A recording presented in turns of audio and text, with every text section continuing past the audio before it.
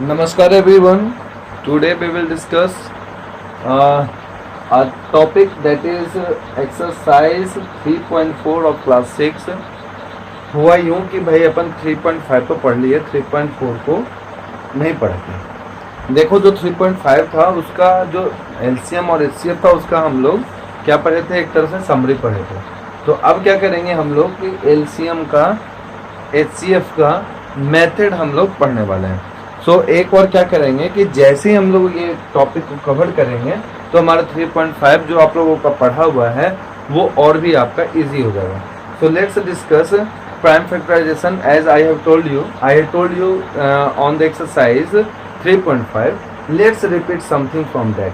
देखो 3.4 में जो था हमारा वो ये था कि find all the prime factorisation of, first question है तुम्हारा, find all the possible factor of 16 का पॉसिबल फैक्टर क्या है हमारा। तो 16 का पॉसिबल फैक्टर का मतलब होता है कि आखिर 16 जाता किस टेबल से है, कौन कौन से टेबल से जाता है। तो देखो यहाँ तो वन क्वेश्चन है, पॉसिबल फैक्टर ऑफ 16।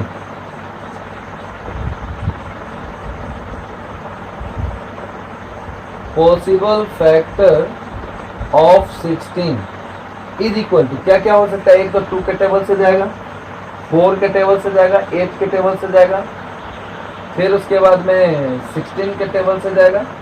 बस यही तो होगा, और क्या होगा, 4, 2, 8 और 16। This is our possible factor. ये इन सब टेबल से जा सकता है। और कोई टेबल है क्या, नहीं। Next is what, second possible factor of 160, नहीं सेकेंड नहीं, fifth one, same fifth one, possible factor of 160। 160 का पॉसिबल फैक्टर निकालना है। तो 160 का पॉसिबल फैक्टर निकालने के लिए अगर नहीं आता है तो हम लोग क्या करेंगे ना कि इसका एक एलसीएम ले लेंगे। ठीक है, एलसीएम लेने के बाद में क्या होगा, देखेंगे कि किस किस टेबल से जा रही है। 2 से 80 टाइम्स, 2 से 40 टाइम्स, 2 से हमारा 20 टाइम्स, फिर 2 से किस टाइम्स में, 2 से हमारा ये हो जाएगा 5 टाइम्स, सॉरी 10 टाइम्स, 2 से हमारा 5 टाइम्स एंड 5 से हमारा 1 टाइम। इतने सारे हो गए। अब वो तो गया, लेकिन ये 2 के टेबल में भी जाता है, 4 के टेबल में भी जाता है, 8 के टेबल में भी जाएगा, 16 के टेबल में भी जाएगा। आखिर जाता ही किस किस टेबल से है। तो सबसे पहले हम लोग क्या करेंगे, वी विल राइट 2, ये 2 हो गया, जरा मल्टीप्लाई कर दो, 2 2 जा 4, 4 2 जा 8, 8 2 जा 16, 16 के टेबल से जाता है। अरे 16 के टेबल में जाएगा, और किसके टेबल में जाता है ये, तो 16 इंटू 5 दैट इज 80, है ना, ठीक है ना। फिर उसके बाद में देखो कि इससे छोटा 8 से बड़ा, 16 से छोटा, 2 5 या 10 भी तो है हमारा, तो 10।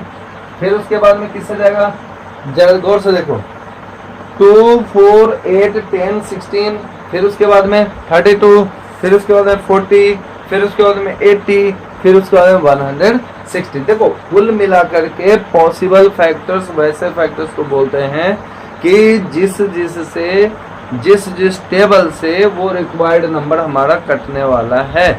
ठीक है, देखो क्वेश्चन नंबर 1 में हमारा बस यही करना है कि पॉसिबल फैक्टर को लिखना होता है, जिसमें कि क्या है कि आखिर ये वाला नंबर कौन कौन से टेबल में आता है। तो देखो 2 4 8 10 16 32 होगा ना, गौर से देखो 32 होगा कि नहीं होगा। 2 4 2 2 4 4 2 8 8 2 16 16 2 32, है ना। फिर उसके बाद में 40 से भी कटेगा, क्यों, ये देखो यहाँ से यहाँ तक 40 हो रहा है मेरा, 8 5 40। फिर देखो ये कटने का 80 से भी कटेगा, फिर 160 से भी कटेगा। कुल मिलाकर के क्या है कि अपने को वैसे नंबर्स की तलाश है जिसके टेबल में 160 कटता है। सिंपल सी बात है। ठीक है, अब कैसे निकालना है वो तरीका मैंने एक बताया है। आप पहले इसका एलसीएम ले लेना, इन्हीं का आपस में फैक्टर बनाना। 2 हो गया, 4 हो गया, 8 हो गया, आखिर कौन कौन से फैक्टर्स बन सकते हैं। नेक्स्ट जो क्वेश्चन है हमारा, question number 2, that one is what, find the common factor of 2 numbers, है ना। कॉमन फैक्टर, देखो कॉमन फैक्टर वैसे नंबर को बोलते हैं जो कि दोनों में ही मौजूद है।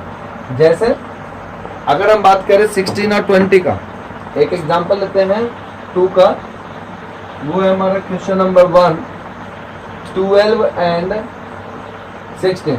12 और 16 का एग्जांपल लेते हैं। तो 12 और 16 का जो हमारा एग्जांपल है, उस एग्जांपल में क्या करेंगे हम लोग कि इनका कॉमन फैक्टर निकालना। सबसे पहले हम क्या करेंगे, 12 का प्राइम फैक्टराइजेशन लिखेंगे। ठीक है, लिखेंगे 12 पीएफ ऑफ 12 क्या क्या होगा, किस किस टेबल से जाता है ये, 2 के टेबल से जाएगा। जब लिखो ना ऐसा लिख देते हैं इसको, 2 इंटू 2 4, 4 इंटू 3 12। फिर अच्छा, और इसको लिखेंगे prime factorisation of 16, 2 into 2 4, 4 to the 8 and 8 to the 16। देखो ये दोनों ही तो है, यही दोनों तो है, डबल 2 है ना, ये बाहर निकाल लो। यानी कि हमारा 4 के टेबल से 12 भी कटेगा और 16 भी कटेगा। कॉमन का मतलब ही होता है वैसे नंबर जिसके मदद से दोनों को डिवाइड कर सके। ठीक है, नेक्स्ट क्वेश्चन है, इसी का एक और एग्जांपल हम लेंगे। That one is what, 40, 60 and 80। देखो ध्यान से, 40, 60 and 80। This one is the last question of 2। This one is last question of 2, that is 40, 60 and 80। Question number 4, 40, 60, 80। बड़ा से बड़ा नंबर देख लो जो सबके डिवीजन में आएगा। नहीं आता है तो कोशिश करेंगे, क्या करेंगे, लिखेंगे पीएफ ऑफ 40। 40 का एल्सियम लेते हो, जरा साइड से लेते हैं, 20, 10, 5। क्या लिखेंगे, 2 into 2 into 2 into 5। Prime factorisation of 60, 60 का लेकर देखते हैं, 2 से 30, 2 से 15, 3 से 5। ये क्या होगा, 2 into 2 into 3 into 5। Prime factorisation of 80, 80 का भी ले लेते हैं, 40, 20, 10, 5। क्या होगा, 2 इंटू 2 इंटू 2 इंटू 2 इंटू 5। ये हो गया हमारा। ठीक है जी साहब। अब इसमें से देखो कि जो कि तीनों में मौजूद है उसको बाहर ले लेंगे। क्या लेंगे, सबसे पहले क्या करेंगे कि जो तीनों में मौजूद है, पहला ये देखो 2 सब में मौजूद है तो 2 को बाहर ले लिए। फिर ये ले लेंगे 2, ये भी सब में मौजूद है, एक 2 हम और भी ले लिए। इसके अलावा कुछ और भी है क्या जो सब में मौजूद है, हाँ है ना, वो कौन सा है, 5। एक 2 इसमें, एक 2 इसमें, इसमें तो 2 नहीं है, 3 अकेला इसमें, इन दोनों में नहीं है, तो बाकी नंबर को छोड़ देंगे। कॉमन का मतलब वैसा नंबर जो सब में मौजूद हो। जैसे कि मान लो कोई लड़की और कोई लड़का है, दोनों में कॉमन क्या है, 2 आंखें, 2 कान, ये कॉमन चीज है। तो कॉमन का मतलब जो हम में भी है और अगले में भी है। तो नंबर्स में जब कॉमन लेंगे, चाहे वो 3 नंबर हो, 4 नंबर हो, 5 नंबर हो, या चाहे 20 नंबर क्यों ना हो, हम लोग कॉमन तभी लेंगे जो नंबर सब में मौजूद है। तो यहाँ हम लोग क्या करेंगे, ये तीनों में मौजूद है, इसको आपस में मल्टीप्लाई कर देंगे। मल्टीप्लाई करने के बाद ये हो गया 20। देखो 20 के टेबल में 60 भी आता है, 20 के टेबल में 40 भी आता है, 20 के टेबल में 80 भी आता है। तो इस तरह से क्या हुआ कि हमारा ये जो टर्म है ना, मतलब कि इसका कॉमन निकाल लेंगे। तो लास्ट में लिखेंगे therefore the common number, common factor of 20, 60 and 80 will be 20। ठीक है जी साहब, समझ गए। Next question, question number 3। बहुत जल्द हम लोग रिवीजन करने वाले हैं जो भी पढ़ा चुके हैं हम लोग उसका। Find the highest common factor, that is HCF। Third question is based on HCF। HCF पर बेस्ड है। हाईएस्ट कॉमन फैक्टर का मतलब क्या होता है ना, जैसे अभी हम 20, 60 और 40 की बात किए थे, ये 2 के टेबल से भी जाता है, 3 के टेबल से भी जाएगा क्या, नहीं जाएगा। 3 के टेबल से 40 नहीं जाता, ठीक है। 4 के टेबल से भी जाएगा, 20 के टेबल से भी जाएगा, 10 के टेबल से भी जाएगा तो सब में। लेकिन देखो 2 छोटा है, 4 भी छोटा है, लेकिन 20 जो है मैक्सिमम नंबर है, इसके ऊपर कोई भी नंबर नहीं हो सकता। सिंपल सी बात है, जिसके टेबल में ये तीनों के तीनों डिविजिबल हो जाए। तो HCF भी कुछ ऐसा ही है, लेकिन एक जो तरीका होता है ना सिर्फ निकालने का, वो थोड़ा अलग होता है, वो हम लोग भी पढ़ने वाले हैं। जैसे हम देखते हैं क्वेश्चन नंबर 3 में दो एग्जांपल लेते हैं, एक क्वेश्चन लेते हैं, that is question number 1 which is 25 and 60।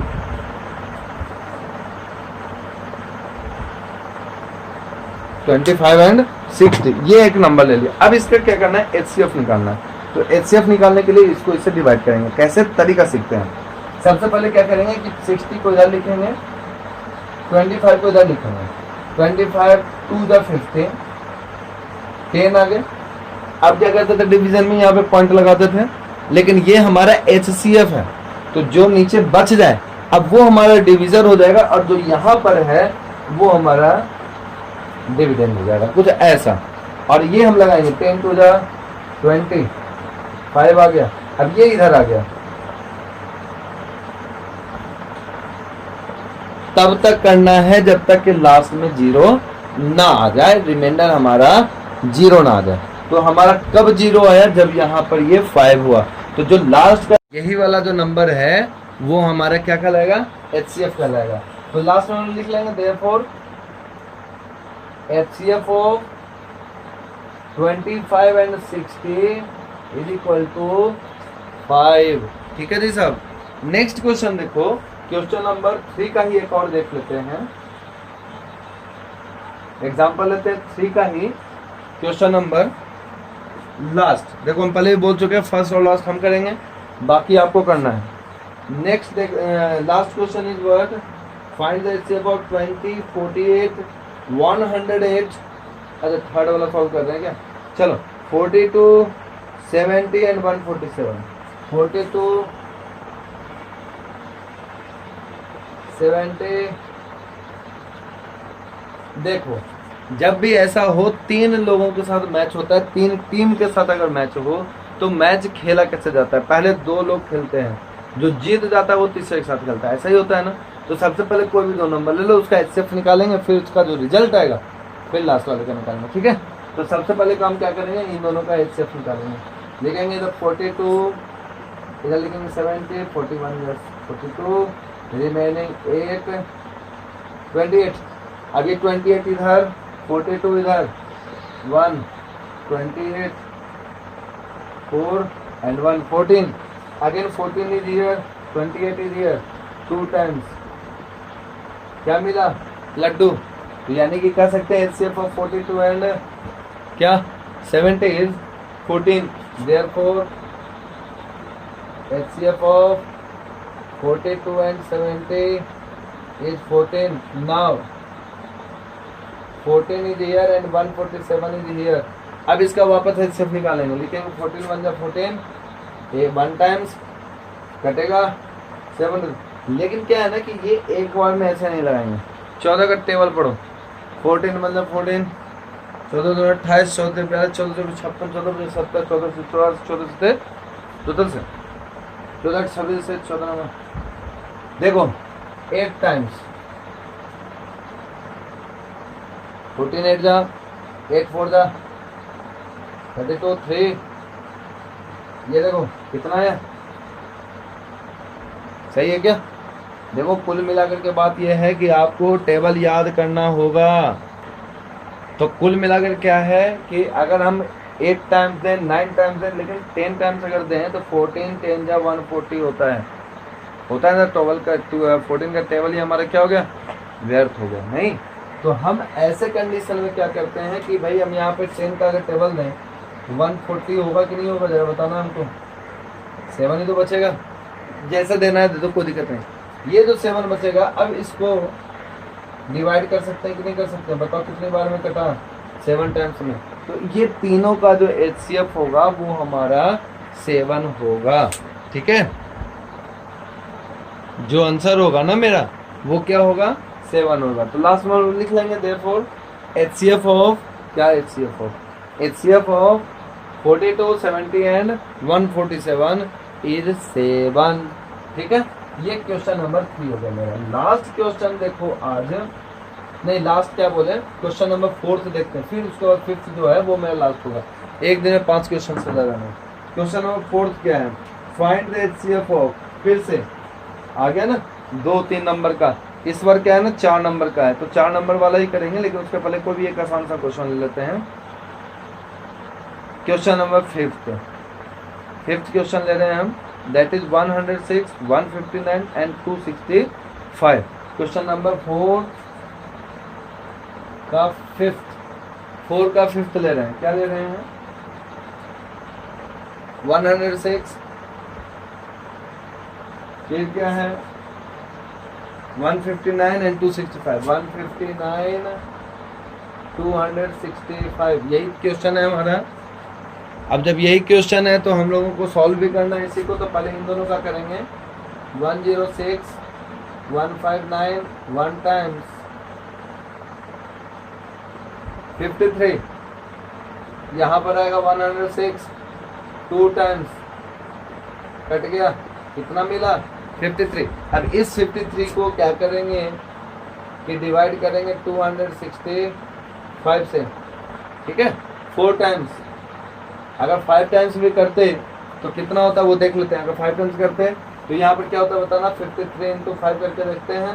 5 3 जा 15, 1 5 5 जा, बोलो बोलो बोलो, 25 एंड 1 26, क्या बराबर कट रहा है? क्या बिल्कुल कट रहा है ना। तो हमारा डायरेक्ट आंसर हो रहा है, क्या हो रहा है? डायरेक्ट 55 5 टाइम्स में। तो it means here it is 5 and here it is 265। So required answer is what? 53. So we will write HCF of this and this is equal to 53. See the last question of this question. That is 20, 48, 108, 20,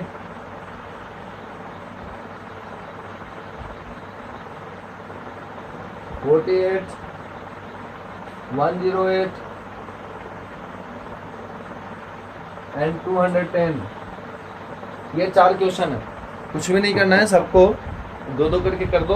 कैसे लिखेंगे? 20, 48, 2 times 40, 20, 2 times 16, 2 times 8, ठीक है। Next देखो 4 इधर, 108 इधर,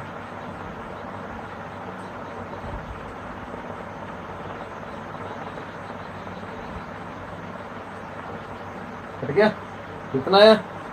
4 ही है। फिर 4 से 210 को दो,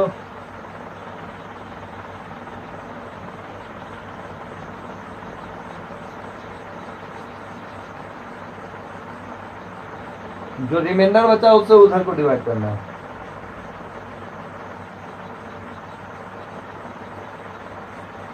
तो कुल मिलाकर के क्या मिला हमारे पास में? रिजल्ट मिला है 2। एक और चेक करते हैं इसको। तो रिजल्ट जो है हमारा वो क्या मिला? 2।